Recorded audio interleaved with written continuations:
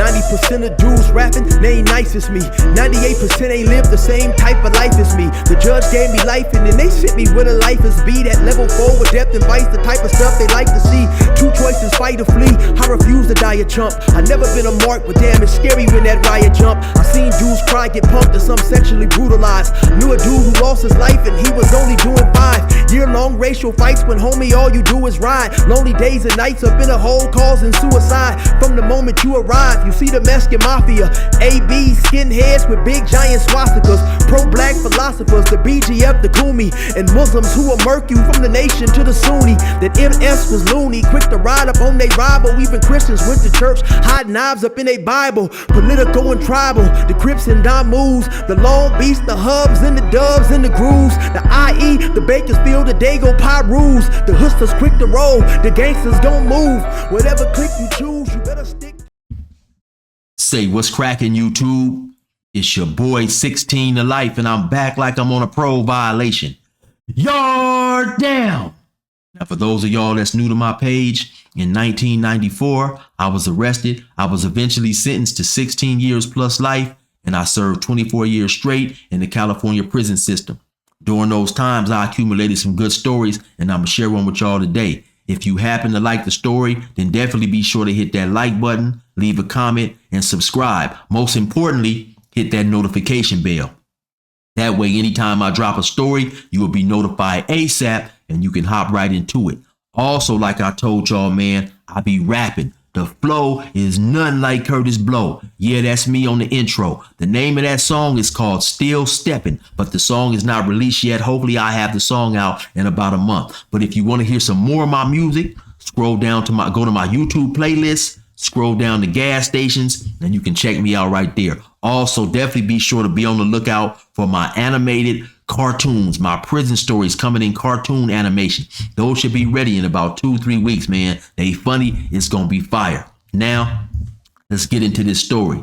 So y'all see the thumbnail, man. Yeah, how old chill, man. I got a black eye in the county jail. So let's check it out, man. In 1995, I was in the county jail, man. I was in 3A, Riverside County Jail. I was in 3A, what is known as the Crip Tank. So I'm up in there for a minute, man. And one day this dude happened to come up in there. Now he's about 5'7", maybe about 155, 160 pounds. Now at that time, I'm 5'9", but I'm super skinny. I'm like 140, you know. Now, the bad part about it is when you come to the county jail, at that time, it was 3 phones up in there. One phone was ran by the Compton car. The other phone was the gangster car, and the other phone upstairs was Dan Tanner from Insane, the biggest Crip I ever saw. If you haven't saw that story, definitely go check that out. That phone was ran by a few different people, man. Dan Tanner, Popeye, who just happened to be my who happened to be my neighbor, and he was from Grape Street, and so. Due to my association with Popeye and Dan Tanner, they had knew each other. They had done time with each other in the pen before. You know, I had a phone time due to my affiliation with those dudes.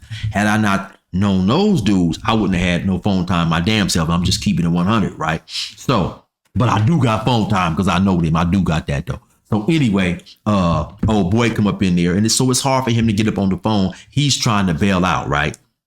So, I had a phone, you know, my phone times, I believe, was like I had an evening phone time from maybe like 12 to 1 or whatever. Then a nighttime phone call from like 7 to 8 or something like that. It was an hour, you know. And so, you know, everybody had their phone slot. So anytime he came and asked me to get on the phone because he was trying to make bail, I told him, yeah, you know, because it's hard to get up on the phone sometimes, man. People be wanting to use the phone. So I'm telling him, yeah, now this goes on for like 2-3 days, you know.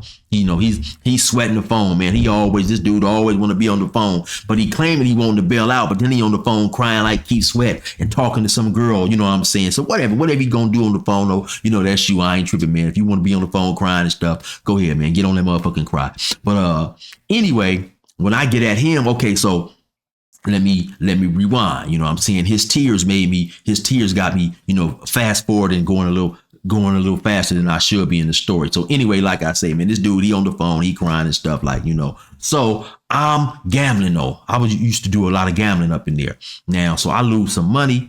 And so in the county jail, we had vending machines. And in the vending machines, you know, it sold like popcorn, chips, candy, cookies, deodorant, soap, stuff like that. And then another vending machine was strictly, it sold soft drinks. So anyway, you could take your card, run it through the vending machine or whatever, and get you some snacks.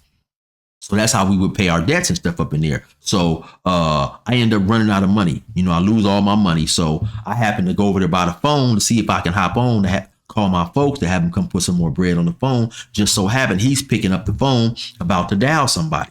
So I said, hey, homie, let me make a quick call. I just need 2 minutes just to call my people, have them come bring some bread over here. He's like, no, man, I got to make a call. I said, but come on, homie, damn. I said, I only need 2 minutes and then I'm going to hop right back off. He still wouldn't let me use the phone. So to keep it 100, I ain't gonna lie, I got mad. I got in my feelings because I used to let him use the phone all the time, anytime he wanted it. You know what I'm saying? So yeah, I called him a bunch of busters and, simps and all that old type of stuff. Crying ass, keep sweating, all this type of stuff. Now I'm trying to make him mad. I said, if you don't like it, yeah, let's come catch this fade. Because like I say, I'm upset because I've been, in my opinion, extending my gratitude to this dude. Then when I need a favor, he don't give me the same gratitude. So yeah, I'm mad. You know what I'm saying? So yeah, I tell him, come on, bring your ass down.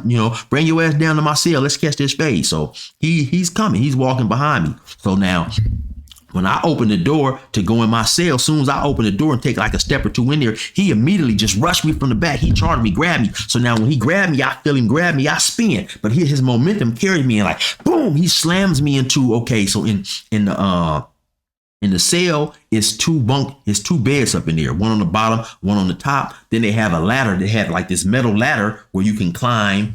You can climb it and get on the bed. So he rushed me, and when I'm spinning, he slammed me into that. Bam! So now I grab him, like we kind of like, I got him in a headlock, and it was no punches thrown. We just like wrestling, you know what I'm saying? And then I finally push him up off of me, and then he's backing out anyway. He back out the door and run out the cell. So I step out, I tell him, yeah, come, bring your ass back up in here. So now he goes upstairs. So, but anyway, I'm noticing, I don't know what the hell that didn't happen.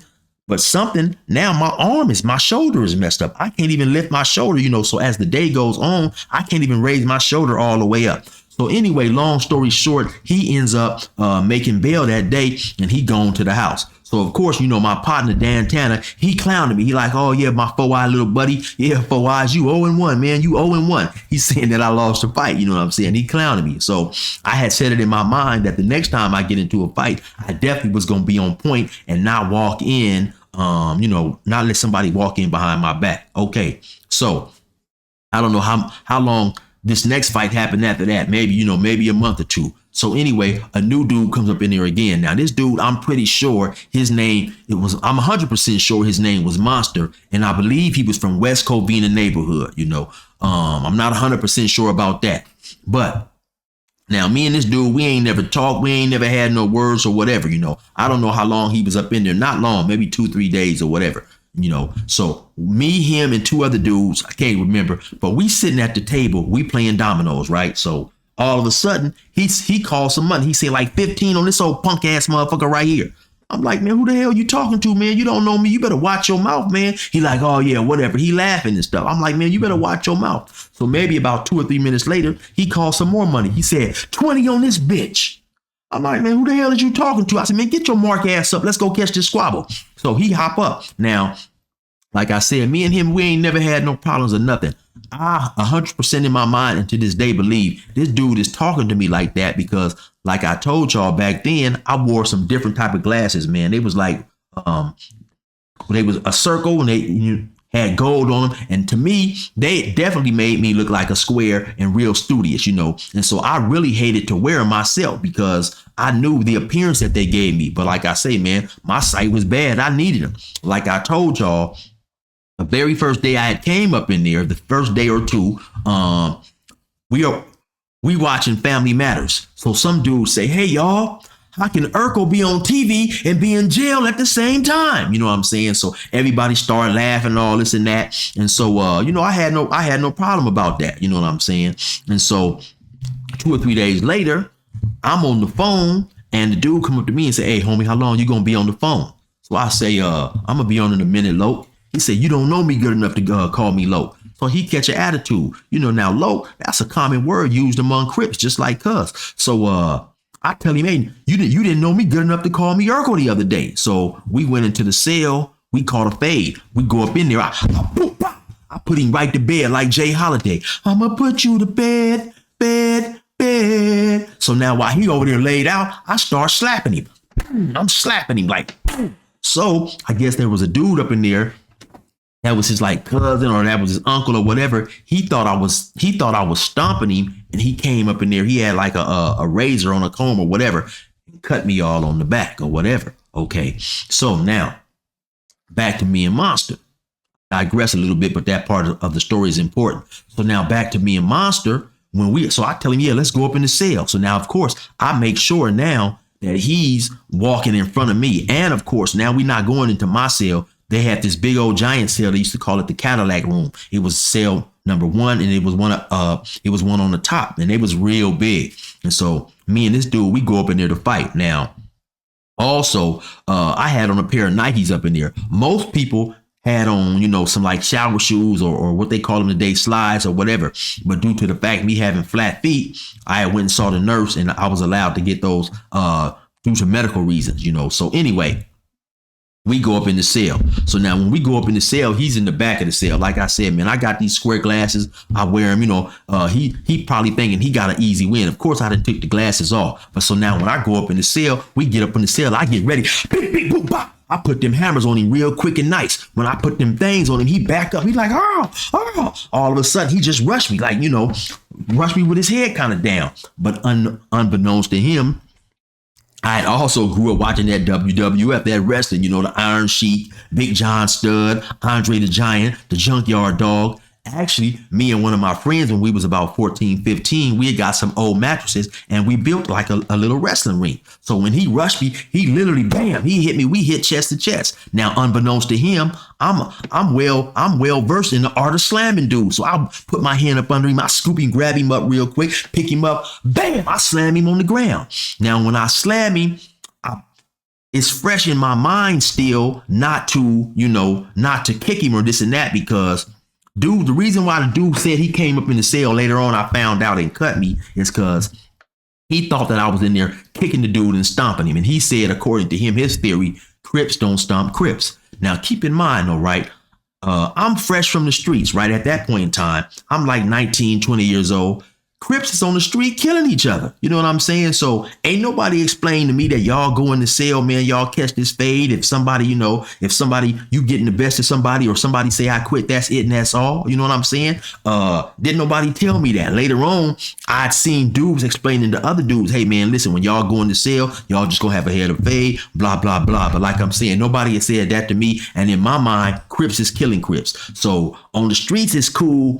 It's cool for you to shoot me and kill me, but in here, it's not cool for me to kick you in your face with my Nike. I didn't understand that. So anyway, after I slam him, that's in my mind though, because I really wanted to kick him. I really wanted to just do it on his motherfucking ass and kick him with this damn knife. I wanted to just do it. I ain't gonna lie, but I didn't kick him because that was fresh in my mind still from the last time I got cut on my back or whatever. So when I slam you on the ground, bam, like I say, man, the dude had to be mixed with part cheetah or something, because the second his back hit that cement, he bounced up like a cat. So anyway, now when I slam him, I don't want to kick him, so I go to punch him. So now he's on the ground, so I gotta bend over.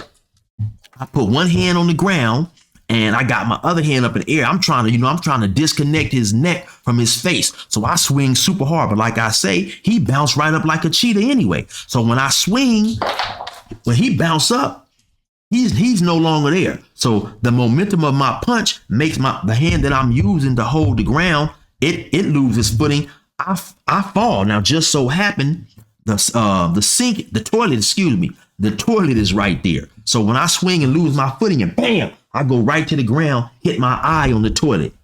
When I hit my eye on the toilet, I spring up real quick. Now he like, okay, homie, it's cool. We cool. But I'm like, hell no. You know what I'm saying? I'm thinking in my mind, hell no, because had me and this dude just got into it over a mutual understanding and he said he's cool, I would have let that slide. Okay, you cool? All right, it's over. But in my opinion, and in my mind at that time, you had really like attacked me for nothing. You started, calling me names. We had never got into it. You wanted a problem. And so since you want a problem, I'm going to give it to you. So now he like, oh man, no, because now he, like I say, I fell and hit the toilet.